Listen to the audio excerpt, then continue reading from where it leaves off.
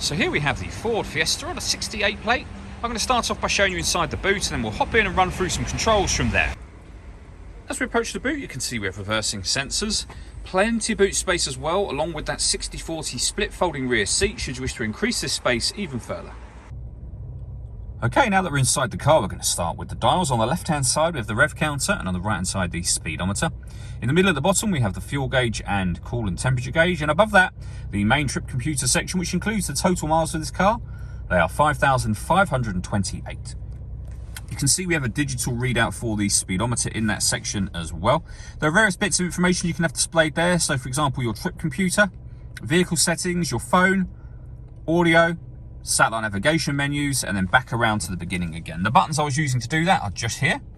We have stereo controls beneath that, which continue on the left-hand side, along with a speed limiter as well.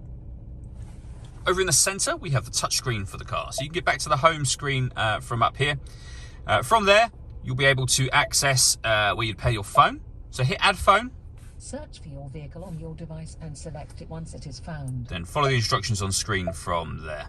When it comes to audio in this car, we've got a few different ways we can listen to that as well. So AM, FM, and DAB radio. Bluetooth audio as well, so you can stream your music wirelessly. And this car's got two separate USB inputs. So if you plug devices into those, they'll appear up on here as further options for you. We can go back a screen. Again, we can go back to the home screen from here and access our satellite navigation. There's a full video that shows how the sat-nav works, which you can find on our website and on our YouTube channel as well.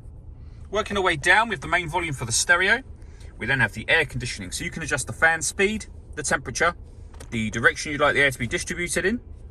That button will turn your air conditioning on and off again. It's on at the moment. You can recirculate the air that's in the car. That's a great way of heating it up or cooling it down quickly depending on the temperature you've set here. We've got a heated rear screen and a proper heated front screen as well. Below that, a 12-volt charging socket and one of the two USB inputs I mentioned.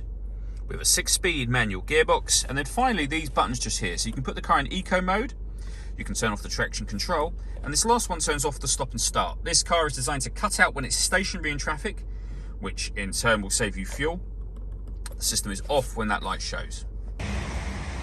All that leaves me to say is thank you for taking the time to watch this video. If you'd like to come and see the car in person and have a test drive, please feel free to call any of our MJA sites. We'd love to hear from you soon.